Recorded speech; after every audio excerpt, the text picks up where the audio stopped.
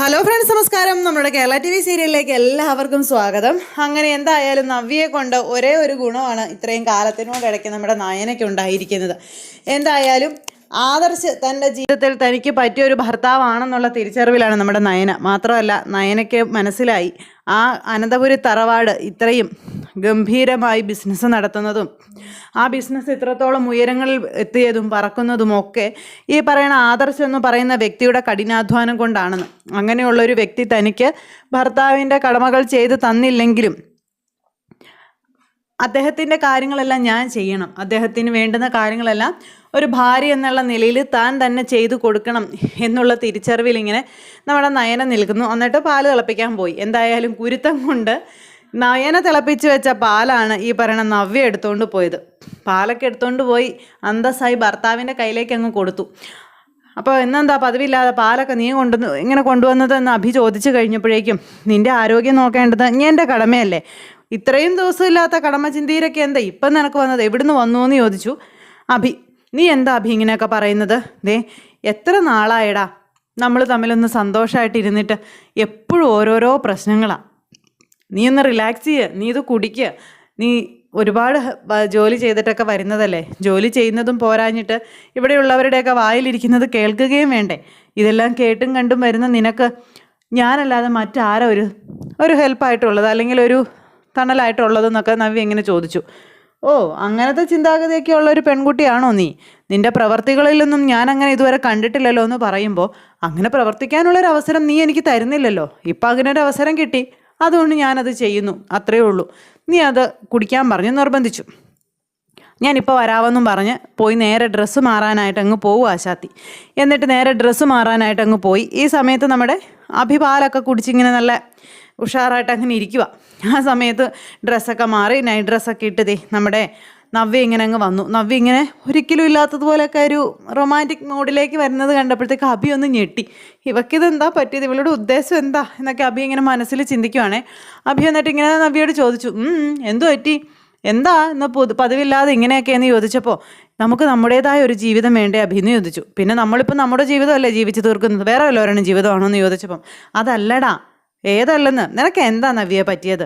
ഇപ്പോൾ നിൻ്റെ വയറ്റിലൊരു കുഞ്ഞുണ്ട്, അത് നോക്കിയും കണ്ടൊക്കെ വേണ്ടേ നീ നടക്കാൻ എടുക്കാനെന്നൊക്കെ ഇങ്ങനെ ചോദിച്ചപ്പോൾ, ഒരു കുഞ്ഞൊക്കെ ഉണ്ടായിക്കഴിഞ്ഞാലേ നമ്മളുടെ സ്നേഹം കുഞ്ഞിന് പകുത്തു പോകും. പിന്നെ നമുക്ക് നമ്മുടേതായ ഒരു ജീവിതം ഒരിക്കലും കിട്ടില്ല, നമ്മുടേതായ സ്വകാര്യതകളും നമുക്ക് ഉണ്ടാവില്ല.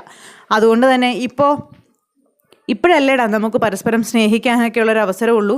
ആ കിട്ടുന്ന അവസരം നമ്മളായിട്ട് എന്തിനാ പാഴാക്കി കളയുന്നതെന്ന് ചോദിച്ചു. ഇപ്പോൾ എനിക്ക് നിൻ്റെ സ്നേഹം കിട്ടിയില്ലെങ്കിൽ പിന്നെ എപ്പോഴാണെന്നൊക്കെ ചോദിച്ചുകൊണ്ട് നവ്യ ഭയങ്കര പ്രകടനങ്ങളും കാര്യങ്ങളും. അപ്പം നവ്യയുടെ ഈ ഒരു മാറ്റമൊക്കെ കണ്ടു കഴിഞ്ഞപ്പോഴത്തേക്ക് അഭിക്ക് ആകെ ടെൻഷനായി. ദൈവമേ, ഈ പിശാച് എന്നെയും കൊണ്ടേ പോവുള്ളോ എന്ന് ചിന്തിച്ചുകൊണ്ട് പാവം അഭി ഇങ്ങനെ നിൽക്കുന്നു. ഇതേ സമയത്ത് നാളുകൾക്ക് ശേഷം നമ്മുടെ ഗോവിന്ദേട്ടനും കനകവുമായിട്ട് ഇച്ചിരി ഉടക്കു മൈൻഡിലാണല്ലോ അയാളെ തട്ടിക്കൊണ്ട് വന്ന് ഇവിടെ കെട്ടിയിട്ടതിൻ്റെ പേരിൽ.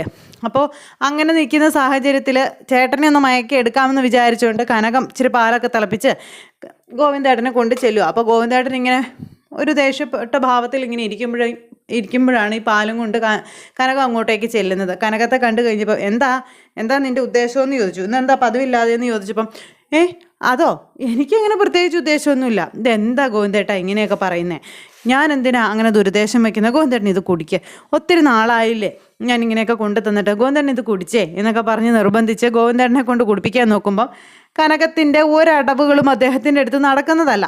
അദ്ദേഹം പറഞ്ഞു, എന്താ ഉദ്ദേശമെന്ന് വെച്ചാൽ പറ, ഈ പാല് തന്നിട്ട് നീ എൻ്റെ കിഡ്നി അടിച്ചു മാറ്റാനാണോ എന്ന് ചോദിച്ചു.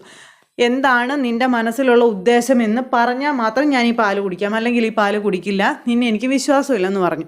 അപ്പോഴേക്കും നമ്മുടെ കനകം പറഞ്ഞു, അങ്ങനെയൊന്നും ഒരിക്കലും പറയരുത്, ഞാൻ ഒരിക്കലും എൻ്റെ ഗോവിന്ദേട്ടനെ ചതിക്കാനൊന്നും അല്ല എന്നൊക്കെ പറഞ്ഞ് കുറേ ഡയലോഗുകൾ അങ്ങനെയൊക്കെ അങ്ങ് ഇറക്കി. കുറേയൊക്കെ പറഞ്ഞു കഴിഞ്ഞപ്പോഴത്തേക്കും പിന്നെ എന്തേലും ആട്ടെ എന്ന് ഓർത്ത് ഗോവിന്ദേട്ടൻ മേടിച്ചങ്ങ് കുടിച്ചു. അങ്ങനെ ഇവർ രണ്ടുപേരും കൂടി വർത്തമാനമൊക്കെ പറഞ്ഞ് പാലൊക്കെ കുടിച്ചിരിക്കുന്നു. ഈ സമയത്താണ് നമ്മുടെ ആദർശ് അവിടെ ഇരുന്ന് ജോലി ചെയ്യുമ്പം നയന കൊണ്ടുവന്ന് ജോലി ചെയ്ത് എല്ലാം എടുത്ത് വെച്ചിട്ട് മുറിയിലേക്ക് ചെന്നു ആദർശ്.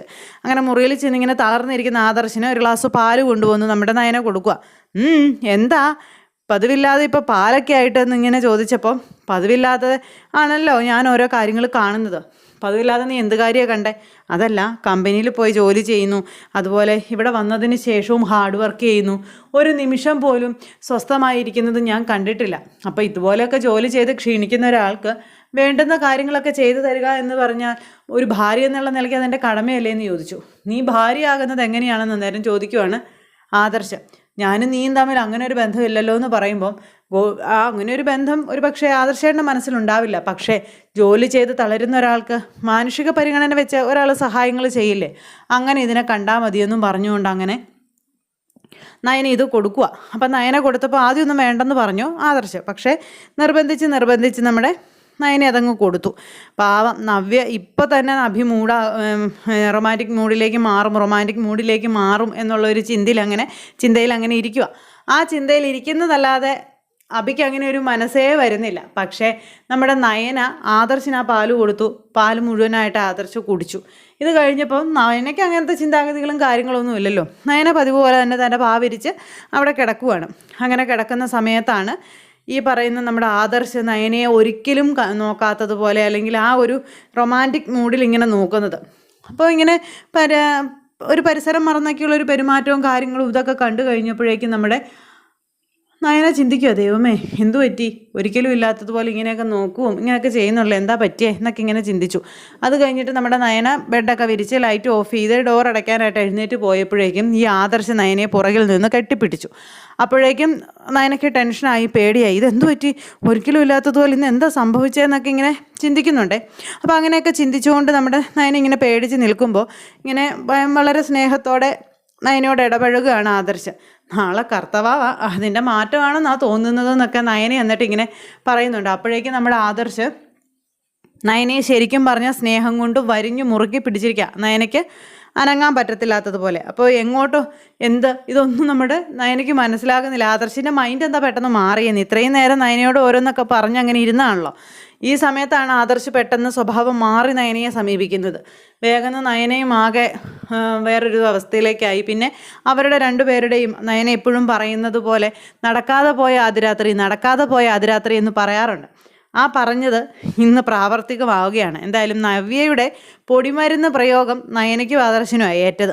അങ്ങനെ ഇവരിവിടെ നല്ല ഗംഭീരമായിട്ട് ഇവരുടെ ആദ്യരാത്രി ആഘോഷിക്കുന്ന സമയത്ത് നവ്യ അവിടെ അഭി വരുന്നത് നോക്കി ഇങ്ങനെ ഇരിക്കുക. അഭി അന്നേരത്തേക്കും കൂർക്കം വലിച്ചു കിടന്നങ്ങ് ഉറക്കവും കഴിഞ്ഞു.